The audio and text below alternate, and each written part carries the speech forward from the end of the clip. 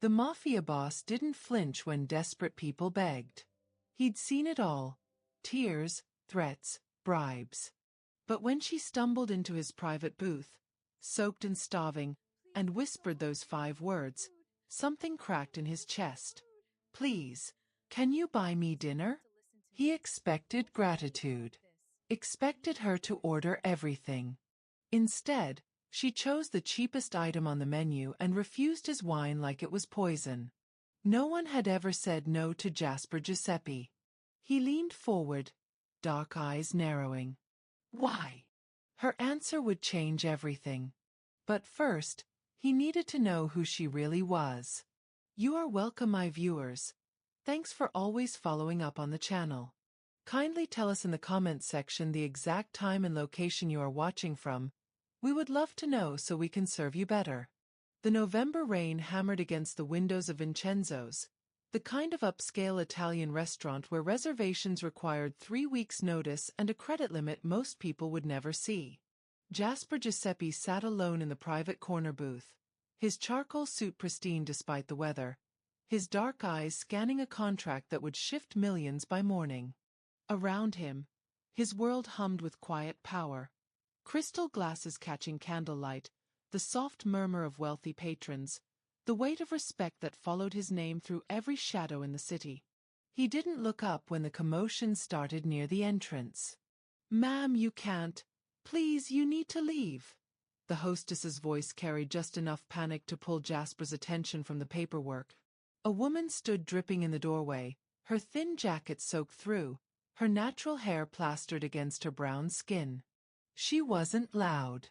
She wasn't making a scene. But everything about her presence screamed the wrong place. From her worn sneakers leaving puddles on the marble floor to the way she clutched her purse like it held her last defense against the world. "I just need," her voice was steady despite the trembling in her shoulders. "I just need someone to listen for 1 second." "Security is on the way," the hostess hissed, glancing nervously toward the dining room where heads were beginning to turn. Jasper watched the woman's jaw tighten. Watched her straighten her spine even as her clothes clung heavy with rain. There was something in her posture. Not defiance exactly, but refusal. Refusal to be dismissed. Refusal to shrink. The manager materialized, all false politeness and firm hands guiding her toward the door. "Miss, this establishment has standards. I'm not asking for charity." The woman's voice cut clean through his corporate smile. "I'm asking for a chance to work for a meal. I can wash dishes, clean tables, anything." Jasper set down his pen. "We don't need," the manager started. "I haven't eaten in 2 days." She said it simply without drama, like she was stating the weather. "Please. Just 1 meal, and I'll work it off. I'm not asking for handouts." Something twisted in Jasper's chest, an unfamiliar sensation that didn't fit the calculus of his usual world. He'd seen desperation before. Hell, he'd weaponized it. But this woman wasn't performing desperation. She was simply asking, with a dignity that shouldn't exist in someone so clearly at the end of their rope. The security guard's hand landed on her shoulder. "Let her go." Jasper's voice carried across the restaurant with a kind of quiet authority that stopped conversations mid-sentence. Every head turned. The manager's face was drained of color. "Mr. Giuseppe, I assure you." Jasper stood, buttoning his suit jacket with deliberate precision. He crossed the dining room in measured steps, his Italian leather shoes barely making a sound. The woman's eyes lifted to meet his, and for a moment, he forgot the carefully constructed walls that made him untouchable. Her eyes were exhausted but clear, hungry but not hollow, desperate but not defeated. "You're asking for dinner," he said quietly. "I'm asking for a chance to earn dinner," she corrected, and damn if there wasn't steel in that soft voice. What would you do if you were starving but refused to beg? Drop your thoughts below. The restaurant held its breath. Jasper studied her, really looked late 20s, maybe 30. The kind of beauty that poverty tried to erase but couldn't quite manage. Her hands were raw, like she'd been working with them. Her shoes had been resoled at least twice. But her eyes held something he hadn't seen in years among his own circles. Self-respect. "What's your name?" he asked. She hesitated, like even her name was something valuable she wasn't sure she should give. "Susan. Susan Robert." "Susan Robert," he repeated, tasting the syllables. Then he turned to the manager, whose panic was now existential. "Bring Ms. Robert to my table. She'll be dining with me tonight." "Sir, I don't think." "I wasn't asking your opinion, amico." The edge in Jasper's tone made the manager step back. "And cancel my other appointments. I'll be here a while." Susan's eyes widened. "Wait. I said I'd work for it. I don't need." "You asked if someone could buy you dinner," Jasper interrupted gently, something almost resembling a smile touching his lips. "I'm saying yes. You can eat anything you want." The words hung in the air between them like a contract neither of them fully understood yet. Susan's throat worked as she swallowed. For a moment, he thought she might refuse entirely. Might turn around and walk back into the rain rather than accept. But her stomach chose that moment to audibly growl, betraying the desperation her pride tried to hide. "Anything," she whispered. "Anything," Jasper confirmed. And as he gestured toward his private booth, he had no idea he'd just made the most dangerous offer of his life. Not because of what it would cost him, but because of what it would reveal. The private booth felt like a different world. Leather seats that didn't squeak, soft amber lighting that made everything look expensive, and a silence so thick Susan could hear her own heartbeat. She sat rigid on the edge of the seat, acutely aware of the water still dripping from her jacket onto what was probably $1,000 cushion.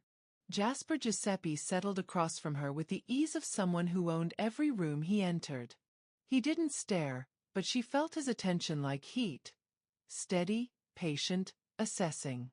A server appeared instantly, as if summoned by telepathy, placing leather-bound menus in front of them with the kind of reverence usually reserved for holy texts.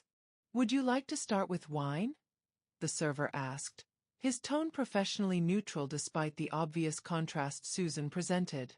"We have an excellent Barolo, 2015, or if you prefer white." "Water is fine," Susan said quickly, not even opening her menu. Jasper's eyebrow lifted fractionally. "Bring the Barolo anyway. And water for the lady." When the server glided away, Jasper leaned back, his dark eyes never leaving her face. "You can relax, Susan Robert. No one here is going to ask you to leave. Because you told them not to." Her voice was quiet but direct. "Does that bother you?" "I don't know yet." Honest. Too honest, maybe, but Susan was too tired for games. The corner of his mouth twitched. Not quite a smile, but close. "Fair enough." He opened his menu with one hand, the gesture casual. "The osso buco is exceptional here. So is the branzino, if you prefer fish. The chef does a truffle risotto that's." "What's the cheapest thing on the menu?" The question landed like a stone in still water. Jasper's hands stilled on the menu. "Excuse me." Susan finally opened hers, scanning the prices that made her stomach turn for reasons that had nothing to do with hunger. $48 for a pasta dish. $75 for a steak. Numbers that represented weeks of the life she'd been living. "Here," she said, pointing. "Spaghetti aglio e olio. $22. I'll have that." "Susan." "And just water. No wine." She closed the menu with finality, meeting his gaze. "Thank you." Jasper stared at her like she'd just spoken a language he didn't recognize. Around them, The restaurant continued its expensive murmur. The clink of crystal, the soft laughter of people for whom money was a tool, not a torture. But in their booth, something else was happening. "I told you," he said slowly, his voice carrying an edge of confusion that didn't seem to fit his controlled demeanor. "You can have anything you want. I want spaghetti aglio e olio. It's garlic and oil. It's the simplest dish on the menu." "I know what it is." Susan's hands folded in her lap, gripping each other to stop the shaking. "It's food. That's what I asked for." The server returned with wine and water, pouring the Barolo into Jasper's glass with practiced ceremony. The rich, dark red caught the light like liquid rubies.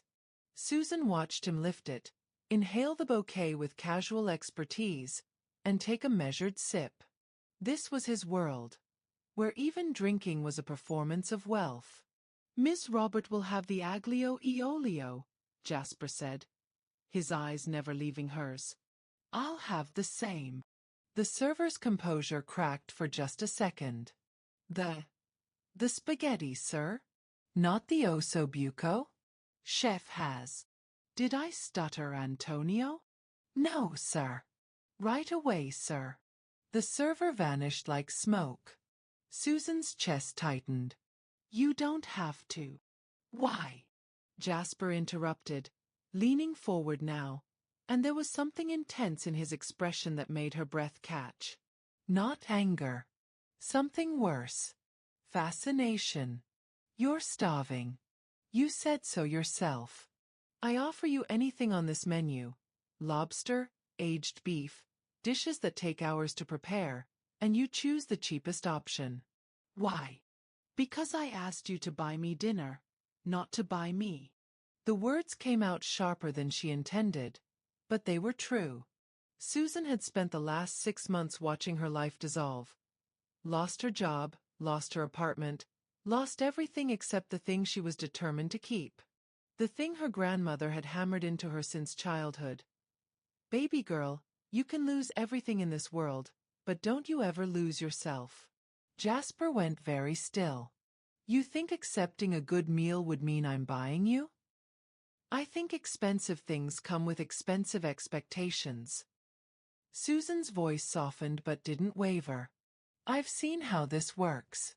Man offers woman things she can't afford, then acts surprised when she won't reciprocate appropriately." "That's not." "You don't know that yet," Susan said quietly. "And neither do I. So I'm choosing what I can accept without owing something I'm not willing to give." The silence stretched between them like a physical thing. Jasper's jaw worked, his fingers tight around the wine glass.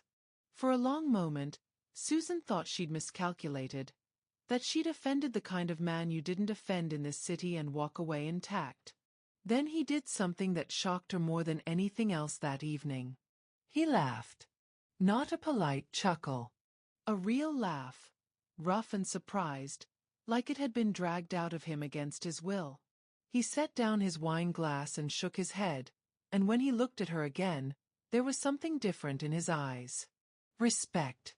Susan Robert," he said softly, "I think you might be the most dangerous woman I've ever met." "Because I ordered pasta? Because you're not afraid of me?" She was actually terrified. But she'd learned a long time ago that fear and dignity could coexist. "Should I be?" she asked. His smile was slow, dangerous, and devastatingly honest. "Probably." The spaghetti arrived in simple white bowls. No garnish, no flourish, just pasta glistening with olive oil and flecks of garlic and red pepper. The aroma hit Susan like a memory of better times, and her hands trembled as she picked up her fork. She ate slowly, deliberately, even though every cell in her body screamed to devour it. 2 days without food had taught her that dignity was also in how you held yourself when you finally got what you needed. Across from her, Jasper touched his own pasta but barely ate, his attention fixed on her with an intensity that made her skin prickle. "When did you last have a real meal?" he asked quietly. Susan swallowed. This is a real meal. Before the 2 days.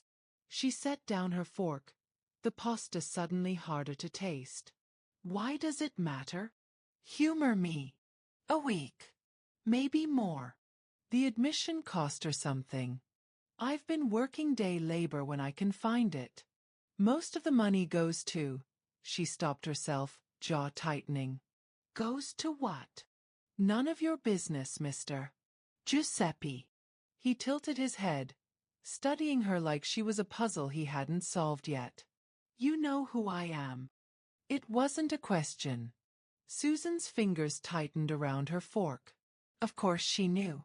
You didn't live in this city without hearing the name Giuseppe, whispered in certain neighborhoods, spoken with careful respect in others. Money, power, and the kind of influence that didn't show up in newspapers. I know enough, she said carefully. And yet you approached me anyway. In a restaurant where my business associates conduct meetings. Jasper's voice was casual, but there was a thread of steel beneath it. That takes either courage or desperation. I haven't decided which. Can't it be both? His lips curved slightly. Fair point. He pushed his barely touched pasta aside and leaned forward, elbows on the table. So here's what I'm trying to understand. Susan Robert. You're desperate enough to walk into Vincenzo's soaking wet and beg for food. But you're too proud to accept anything more than the bare minimum. That's inconsistent, she offered, her voice tighter than she intended. Fascinating. The word hung between them, loaded with implications Susan didn't want to examine. She forced herself to take another bite of pasta, to focus on the simple act of eating rather than the way his dark eyes seemed to see through every wall she'd built. There's nothing fascinating about poverty, she said finally. It's just reality. That's not what Jasper stopped, frustration flashing across his features before he controlled it. I've met plenty of people in bad situations. They ask for help, they take what they can get, they move on. You're different. Because I won't let you play savior? The accusation landed hard. Jasper's expression shuttered, and for a moment Susan saw something beneath the polished exterior, something that looked almost like hurt before it disappeared behind cool professionalism. Is that what you think this is? His voice had gone dangerously soft. Susan set down her fork, her appetite suddenly gone despite her still empty stomach. I don't know what this is. That's the problem. You're a powerful man who could have ignored me, but you didn't. You brought me to your private table. You're watching me eat like I'm some kind of experiment. So yeah, forgive me for being cautious about your motives. My motive, Jasper said carefully, was that you were hungry and I had the means to help. It's not that complicated. Everything is complicated when there's a power imbalance. You think I'm trying to leverage power over you? I think men like you don't do anything without expecting something in return. Susan's voice cracked slightly, betraying the exhaustion beneath her defiance. I'm not judging you for it. That's just how the world works. But I'm not going to pretend a $22 plate of pasta doesn't come with strings attached. Jasper was quiet for a long moment, his jaw working like he was chewing on words he couldn't quite spit out. Finally, he reached into his jacket and pulled out a leather wallet, extracting several crisp $100 bills. He laid them on the table between them. Take it, he said. Susan stared at the money like it was a snake. What? $500. Take it and leave. Go get a hotel room, buy groceries, do whatever you need. No strings. No expectations. Nothing owed. His voice was flat, businesslike. Problem solved. If someone offered you money with no strings attached, would you believe them? Tell us why or why not in the comments. Susan's hands clenched in her lap. The money sat there like a test she hadn't studied for, One she knew she'd fail either way. Take it and prove him right about her desperation. Refuse it and prove. What? That she was too stubborn to accept help even when she needed it? I don't want your money, she whispered. You need it. That's not the same thing. Jasper's control slipped, just for a second. He stood abruptly, his chair scraping against the floor with a sound that turned heads throughout the restaurant. He paced 2 steps away, one hand dragging through his dark hair, before turning back to her. What do you want from me, Susan? The question was raw, stripped of its earlier calculation. You ask me for dinner, I give you dinner. You refuse anything more expensive than pasta. I offer you money to actually help your situation, and you won't take it. So tell me, what the hell am I supposed to do here? Susan rose slowly, her legs unsteady but her spine straight. She met his eyes across the small distance between them, and something shifted in the air, something neither of them could name yet. Maybe, she said quietly, you could try seeing me as a person instead of a problem to solve. The words hit him like a physical blow. Susan watched his expression cycle through surprise, confusion, and then something that looked almost like shame. Before he could respond, she turned toward the door. Susan. Thank you for dinner, Mr. Giuseppe. She didn't look back. I mean that. She was 3 steps from the booth when his voice stopped her. At least let me give you a ride. It's still raining. Every instinct screamed at her to refuse. To walk out into the storm and prove she didn't need anything from him. Not food, not money, not shelter from the weather. But Susan was tired. Tired of fighting. Tired of proving points that only hurt herself. She turned, meeting his eyes one more time. Okay, she breathed. And in that single word everything changed. The rain had intensified into a full downpour by the time they stepped outside. Jasper's driver materialized with an umbrella, a tall silent man in a black suit who held it over Jasper without a word. Susan stood at the edge of the awning, watching the water pour off the edge in sheets. Marco will get the car, Jasper said, nodding to his driver who disappeared into the deluge. Marco, Susan repeated softly. Even his driver had a name that sounded expensive. They waited in uncomfortable silence, the sound of rain filling the space between words neither of them seemed to know how to say. Susan was hyper-aware of him beside her. The subtle scent of his cologne, the way he stood with absolute stillness, the controlled power in his posture. Where am I taking you? He asked finally. The question Susan had been dreading. There's a shelter on Morrison Street. Near the... You're staying in a shelter. It wasn't a question, but Susan answered anyway. When there's space. Tonight there probably won't be. The rain brings everyone inside. Jasper's jaw tightened. And if there's no space?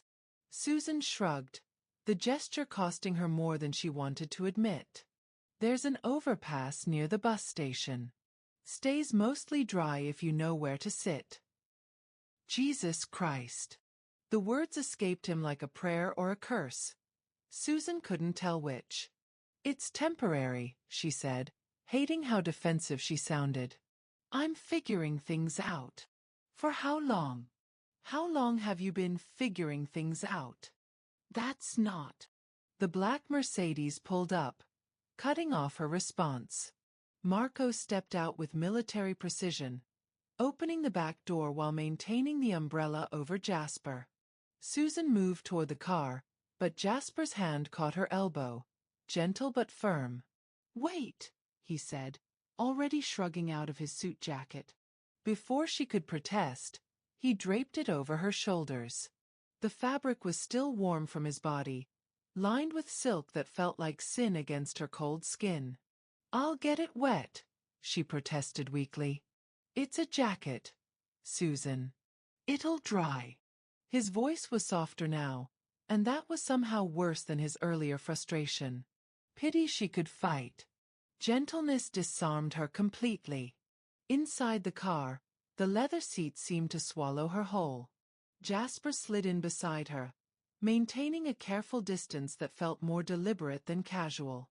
Marco pulled into traffic without asking for directions, like he already knew where they were going. Morrison Street Shelter, Jasper said. They drove in silence through streets slick with rain, past storefronts closing for the night, past people hurrying under umbrellas toward homes Susan could only imagine. She pulled Jasper's jacket tighter around herself, breathing in the scent of expensive fabric and something uniquely him. Cedar and smoke and power. "Why'd you lose your apartment?" Jasper asked suddenly. Susan's hands twisted in her lap. "Lost my job. Couldn't make rent." "What kind of work?" "I was a social worker. Child Protective Services." She laughed bitterly. Ironic, right? Spent years helping other people keep their lives together. Couldn't manage my own. "Why'd you lose it?" The question was too precise, too knowing.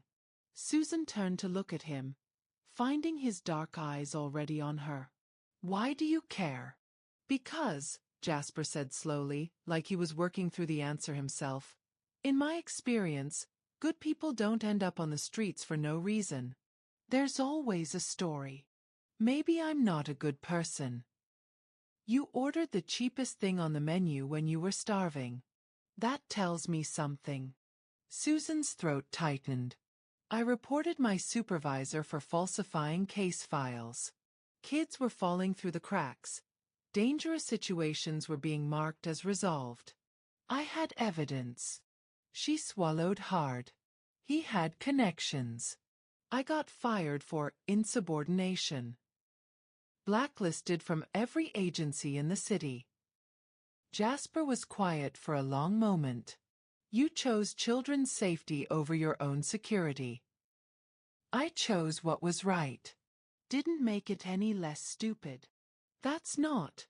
Jasper stopped as the car slowed. Through the rain-streaked windows, Susan could see the Morrison Street Shelter, a converted church with bars on the windows and a line of people already wrapped around the block, waiting for the doors to open. Her stomach sank.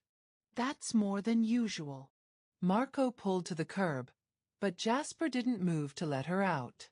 Susan reached for the door handle, but his next words froze her in place.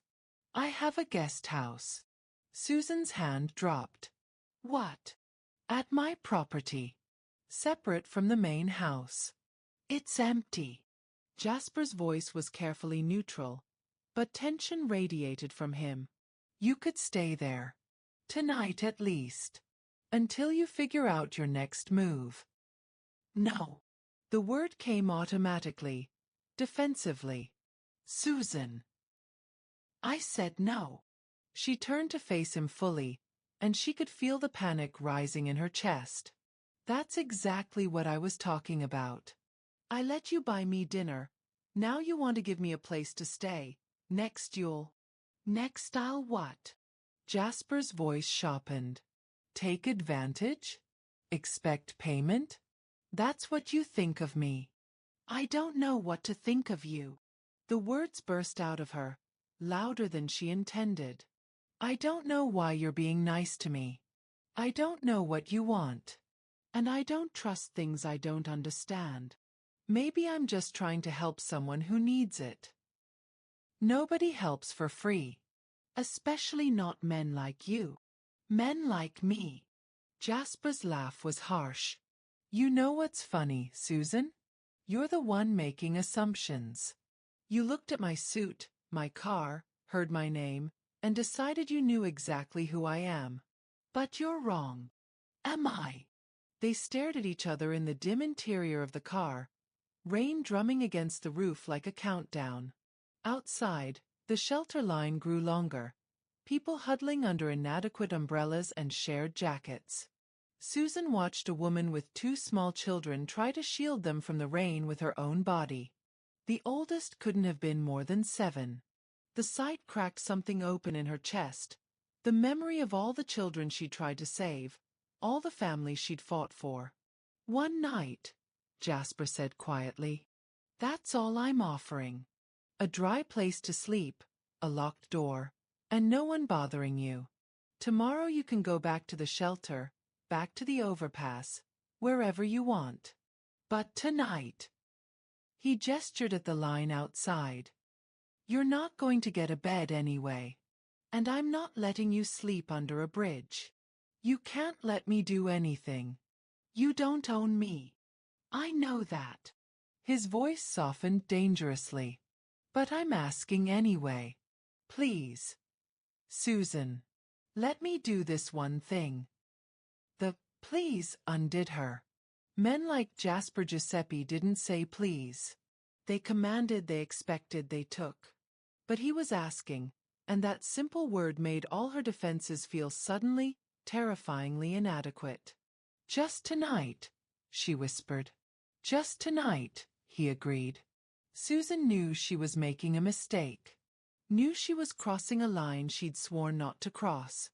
But as Marco pulled away from the shelter and headed toward whatever came next, she couldn't quite make herself regret it. Not yet. The Giuseppe estate sat behind iron gates and manicured hedges, the kind of property that didn't advertise its wealth. It simply existed in a realm where wealth was assumed. The main house was a sprawling Mediterranean-style villa, all warm stone and arched windows glowing against the night sky. But Jasper directed Marco past it, down a winding path lined with solar lights, to a smaller structure nestled among oak trees. The guest house was larger than any apartment Susan had ever lived in. It has a bedroom, bathroom, small kitchen, Jasper said as Marco opened her door. He stayed in the car, maintaining that careful distance. There's food in the refrigerator. Clean towels in the bathroom. Everything you need. Susan stood in the rain, his jacket still around her shoulders, staring at the cottage like it might bite. This is too much. It's a guest house. It literally just sits here empty.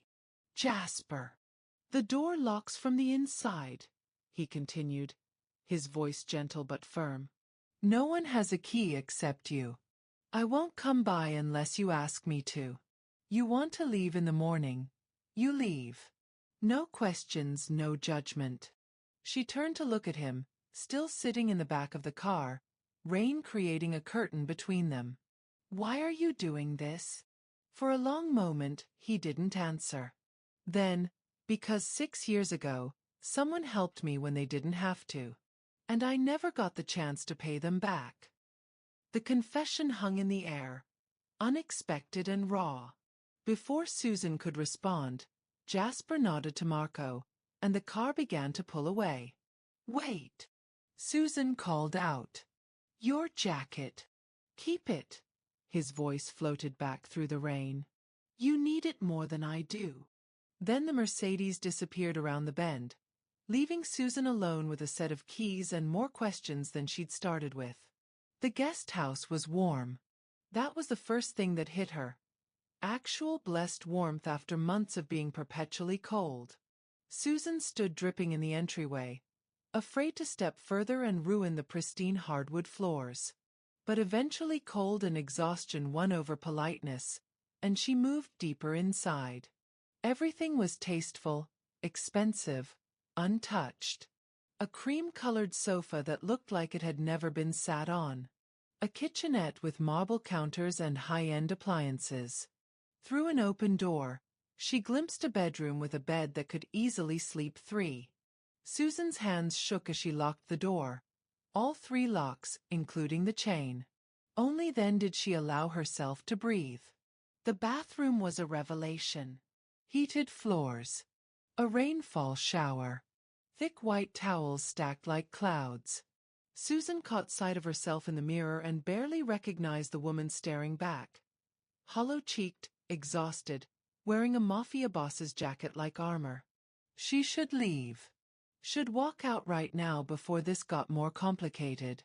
But the promise of hot water was too seductive, and she was so tired. The shower was salvation. Susan stood under water hot enough to sting, washing away days of grime and fear and shame. She used the expensive soap, the luxury shampoo, and let herself pretend, just for a moment, that this could be her life. When she finally emerged, wrapped in a towel that probably cost more than her old weekly paycheck, she found clothes laid out on the bed. Not new ones, that would have been too strange, but comfortable things. Soft joggers, a cashmere sweater, thick socks. All in approximately her size. The gesture should have felt invasive. Instead, it felt like someone had actually seen her. She dressed slowly, then padded to the kitchen where, as promised, the refrigerator was stocked. Not with elaborate meals, but with simple, real food. Fresh fruit, bread, cheese, orange juice. Susan made herself a sandwich with trembling hands and ate it standing at the counter, tears streaming down her face for reasons she couldn't fully name. When she finished, she noticed something on the coffee table she'd missed before. A manila folder with her name written across the top in bold script. Susan's stomach dropped. With shaking hands, she opened it. Inside were documents, printed articles, official reports. Her reports. The ones she'd filed about her supervisor. The evidence she'd gathered about the falsified case files. And more. Things she'd never seen before. Internal memos. Emails. A paper trail that went higher up the chain than she'd ever suspected. At the bottom was a handwritten note on heavy cardstock. I made some calls. This goes deeper than you knew. Your supervisor was taking bribes to close cases early, including cases involving connected families. You weren't just blacklisted for being inconvenient. You were blacklisted because you threatened people with real power. I can fix this. But only if you let me. The choice is yours. It always was. J. Susan sat down hard on the sofa, the folder shaking in her hands. He'd investigated her. Dug into her past. Found answers she'd been too powerless to uncover herself. She should be angry. Should feel violated. But all she felt was the terrifying possibility of hope. She didn't sleep that night. Couldn't.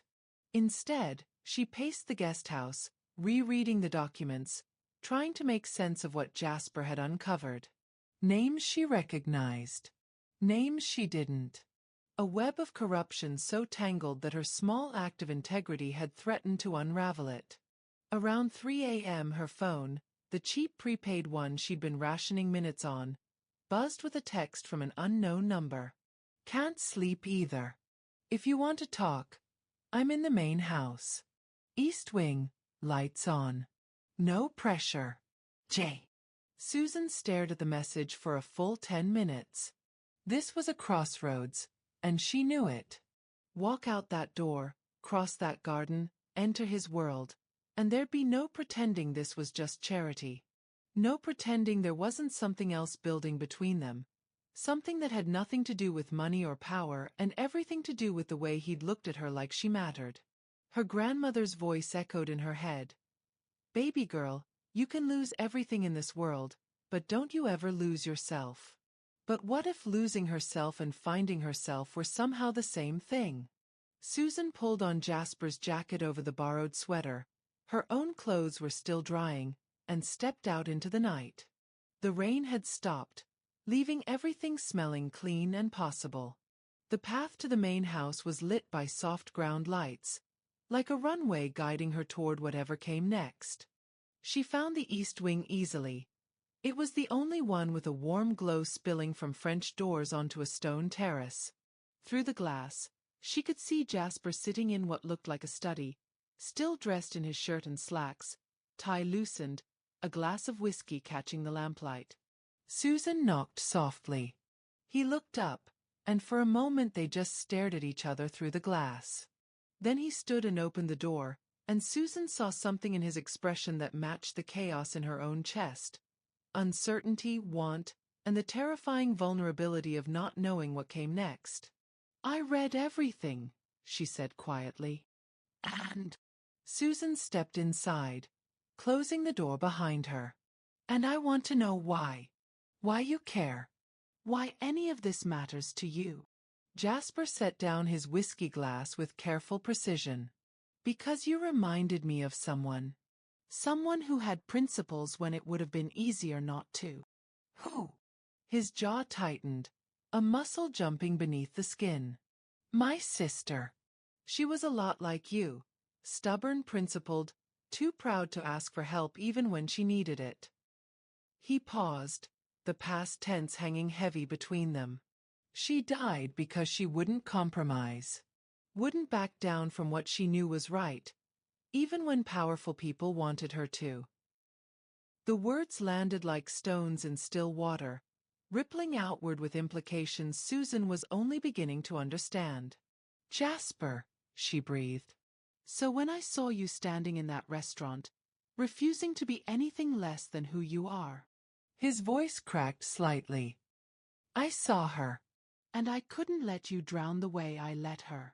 Susan crossed the distance between them, her hand finding his arm. His skin was warm through the thin fabric of his shirt, and she felt his pulse jump at her touch. You didn't let her drown, Susan said softly. Sometimes people make choices, and we can't save them from the consequences. I know. I've tried to save enough people to understand that. Jasper looked down at her hand on his arm, then up at her face, and something shifted in his expression. Something raw and real that stripped away all the careful control. I don't know how to do this, he admitted. Do what? Care about someone without trying to fix them. Without using money or power or connections to solve their problems. His other hand came up, hovering near her face but not quite touching. But you don't want to be fixed, do you? No, Susan whispered. I want to be seen. I see you, Susan Robert. His voice was rough velvet. I've seen you since you walked into that restaurant and refused to let the world make you small. The air between them felt electric, charged with possibilities neither had planned for. Susan knew she should step back, maintain distance, protect the fragile dignity she'd been fighting so hard to preserve. Instead, she stepped closer. What happens now? She asked. Jasper's hand finally made contact, his fingers brushing her cheek with a gentleness that seemed impossible from someone with his reputation. That depends. Do you trust me? I don't know, she answered honestly. But I want to. That's enough, he said. That's more than enough. And in the warm lamplight of his study, with rain still dripping from the eaves outside, something began between them that had nothing to do with charity or rescue, and everything to do with two people who'd been alone for too long finally finding someone brave enough to see them clearly. The next 2 weeks unfolded like a dream Susan was afraid to wake from. Jasper kept his distance, but he was always present. A text in the morning asking if she needed anything, groceries appearing on the guesthouse doorstep, a book she'd mentioned loving left on the porch with a simple note. Thought you might want to read it again. Jay. But the real shift happened in the evenings. It started innocently enough. Susan had been sitting on the guesthouse porch, watching the sunset paint the sky in shades of amber and rose, when Jasper appeared on the path. He didn't ask to join her, just stood at a respectful distance until she patted the step beside her. They talked for 3 hours that night. About everything and nothing. He told her about growing up in a family where power was currency and weakness was death. She told him about her grandmother who'd raised her, who'd worked 3 jobs to keep Susan in Catholic school, who'd taught her that dignity wasn't something anyone could take, only something you could give away. She sounds remarkable, Jasper said softly. She was. She died 6 years ago.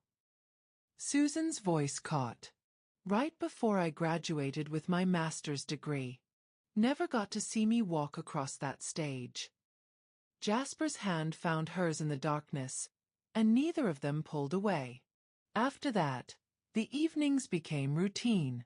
Dinner on the guesthouse porch, sometimes takeout, sometimes meals Jasper cooked himself, which surprised her until she remembered that even mafia bosses had mothers who'd taught them to make pasta. They'd eat and talk and exist in a bubble where his world and her struggles felt far away. One night, Susan found herself laughing, really laughing, at a story about Jasper's disastrous attempt to impress a girl in high school by borrowing his father's car. The sound startled her. She'd forgotten what joy felt like. "There it is," Jasper said, his dark eyes warm in the porch light. "I was starting to think you'd forgotten how." "Forgotten what?" "How to be happy." Susan's laughter faded into something more complicated. "It's been a while. You deserve it, you know. Happiness. Peace. All of it." "So do you," she said quietly, and watched something vulnerable flash across his face. Jasper shifted closer, his shoulder brushing hers. "Susan, I need to tell you something. About the documents. About your case." Her stomach tightened.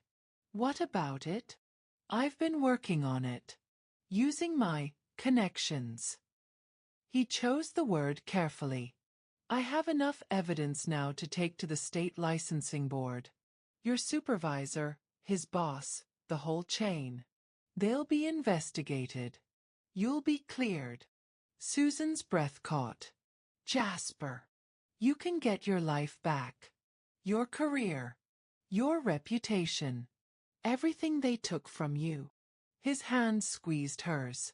"You just have to let me help make it happen." It was everything she'd dreamed of for 6 months. Justice. Vindication. The chance to rebuild. But looking at Jasper's hopeful expression, Susan felt a different kind of fear creeping in. The fear of owing something she couldn't repay. That's incredible," she managed. "Thank you." But the words came out wrong. Too formal, too distant. Jasper noticed immediately. "What's wrong?" "Nothing. I just—" Susan stood abruptly, needing space. "I need time to think about it." Confusion flickered across his face. "Think about getting your life back? Think about what it costs." "It doesn't cost anything, Susan. This is me wanting to help. Everything costs something." The words burst out sharper than she intended. "Especially when it comes from people like you." The moment the words left her mouth, Susan regretted them. She watched Jasper's expression shudder, watched him stand and put physical distance between them to match the emotional chasm that had suddenly opened. "People like me," he repeated quietly. "Right. Jasper, I didn't mean." "Yes, you did." His voice was controlled, but she heard the hurt beneath it. "You've always meant it. No matter what I do, no matter how careful I am about respecting your boundaries, you'll always see me as someone trying to buy you." "That's not fair. Isn't it?"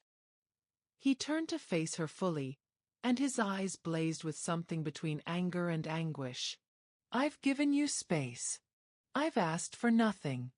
I've tried to help without strings, and you still can't trust that maybe, I just give a damn about what happens to you." The truth in his words cut deeper than any accusation. Susan wrapped her arms around herself, suddenly cold despite the warm night. "I'm sorry," she whispered.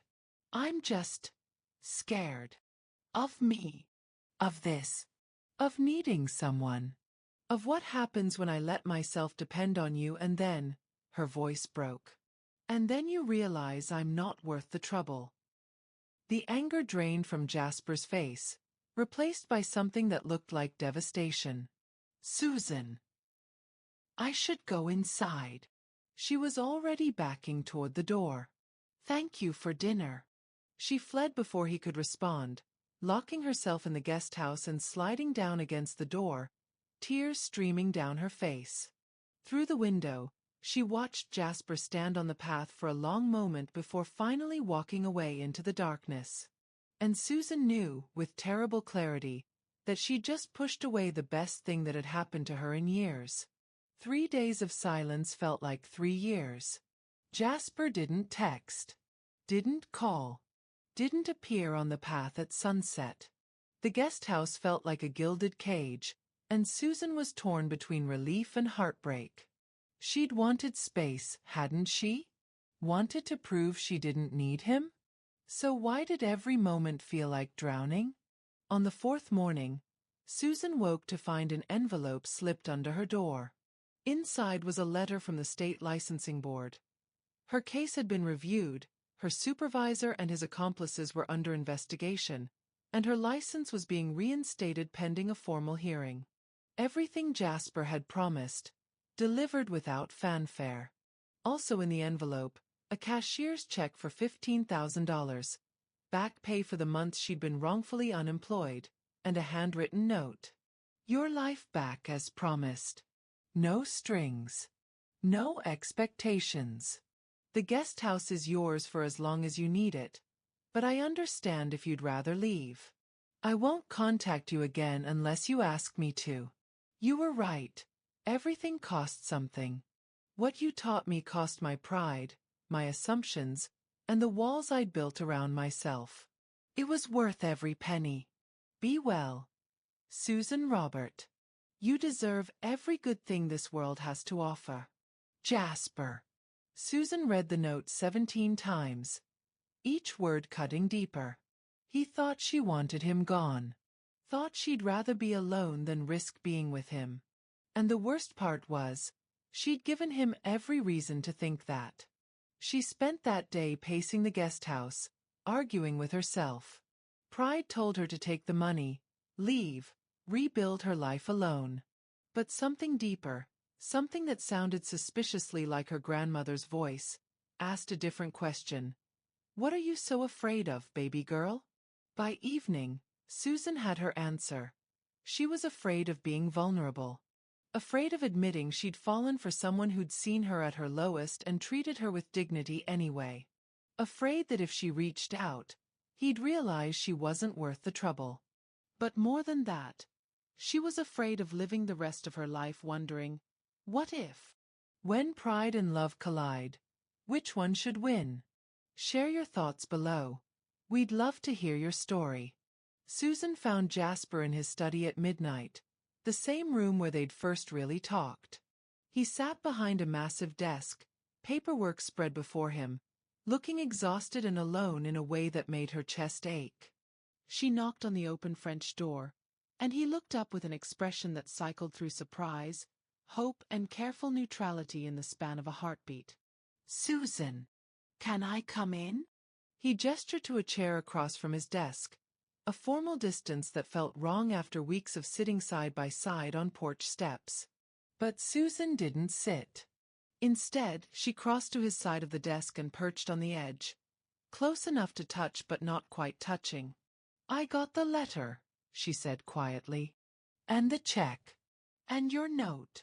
Jasper's jaw tightened. Good. I'm glad everything worked out. Is that what you think? That everything worked out? Isn't it? His voice was carefully controlled. You got your career back, financial stability, a path forward. That's what you wanted. And what about what I didn't know I wanted? The question hung between them, loaded with everything unsaid. Jasper's dark eyes searched her face, and she watched his control slip slightly, saw the hope he was trying so hard to suppress. What are you saying, Susan? I'm saying I was wrong. The words came easier than she expected. Not about being careful or protecting myself or keeping my dignity, but about you. About what you wanted from me. What do I want from you? His voice had gone rough. Susan reached out slowly, giving him time to pull away, and placed her hand over his where it rested on the desk. His skin was warm, his pulse jumping at her touch. I think you want the same thing I do, she said softly. Someone who sees past the armor. Someone who gives a damn about who you really are, not just what you can provide. Someone brave enough to stay even when it's complicated. Jasper turned his hand over, his fingers threading through hers with devastating gentleness. Is that what you're doing? Staying. If you'll have me. Not as charity. Not as a project, but as. She swallowed hard. As someone who might be falling in love with you and is terrified out of her mind about it.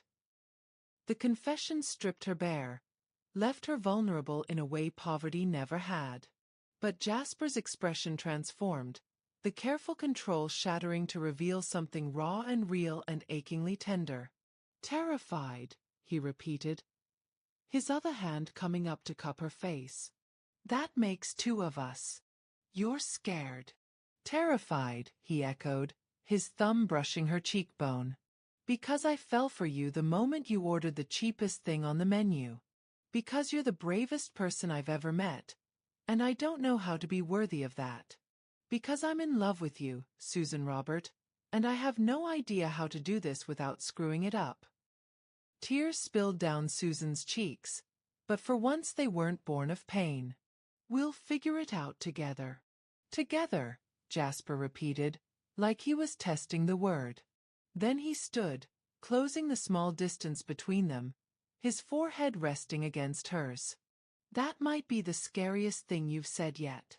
Good. Susan's hands found his chest, feeling his heart thundering beneath her palms. We should both be a little scared. Means it matters. It matters, he agreed roughly. God, Susan, it matters more than anything. When he kissed her, it felt like coming home and falling off a cliff at the same time. Terrifying and perfect and absolutely right. His hands were gentle despite the intensity of the kiss, holding her like she was precious, and Susan finally understood the difference between being bought and being cherished. When they finally pulled apart, both breathless, Jasper pressed his forehead to hers again. Stay, he whispered. Not in the guest house. Not as a temporary solution. Stay with me. Build something real with me. Let me prove that not everything has to cost you pieces of yourself. Susan pulled back just enough to meet his eyes, seeing her own hope and fear reflected there. On one condition. Anything. We do this as equals. Your world, my world, we figure out how they fit together. No rescuing. No fixing. Just partnership. A slow, devastating smile spread across Jasper's face, the first real smile she'd seen from him. Susan Robert, you drive a hard bargain. Is that a yes? That's a yes to everything. Today, tomorrow, whatever comes next. His thumb traced her lower lip gently. You taught me that some things can't be bought. But they can be earned. Let me earn this. Earn you. Earn us. You already have, Susan whispered. And when he kissed her again, slower this time, sweeter, she finally understood what her grandmother had tried to teach her. That keeping your dignity didn't mean building walls.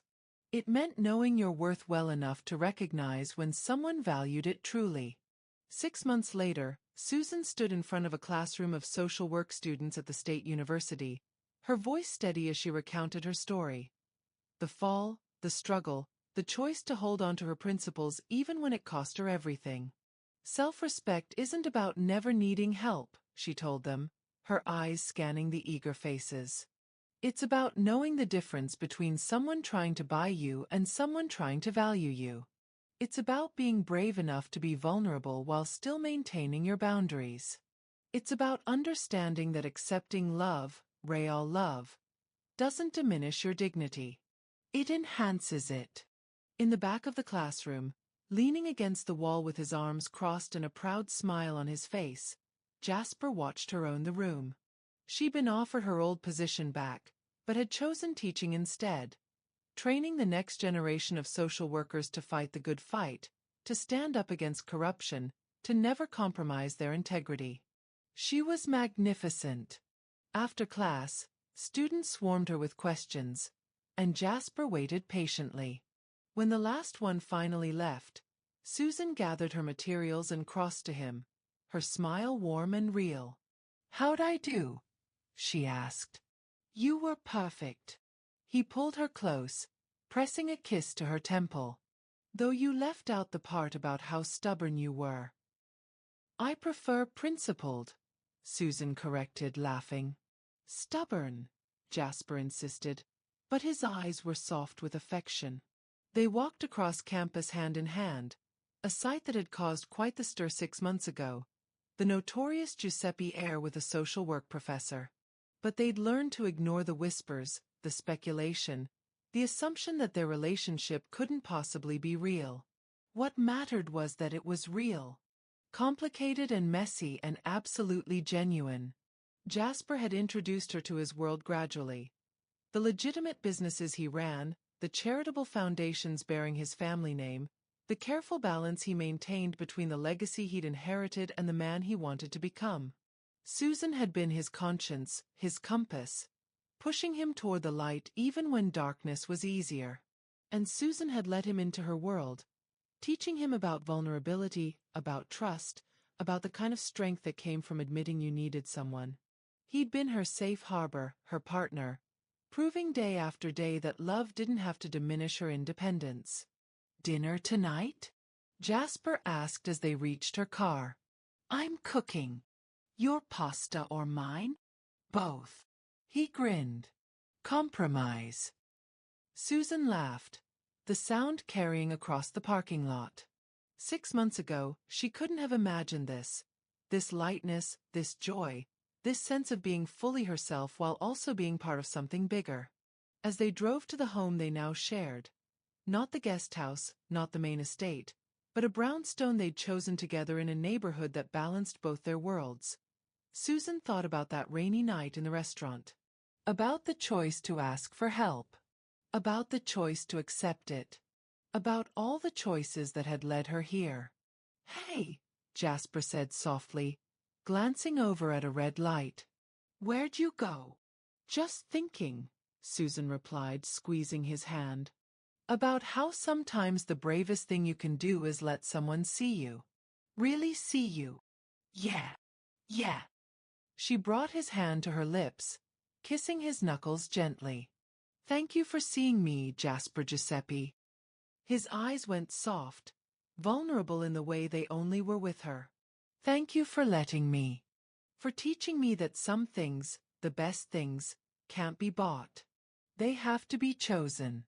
Every single day. Every single day, Susan agreed.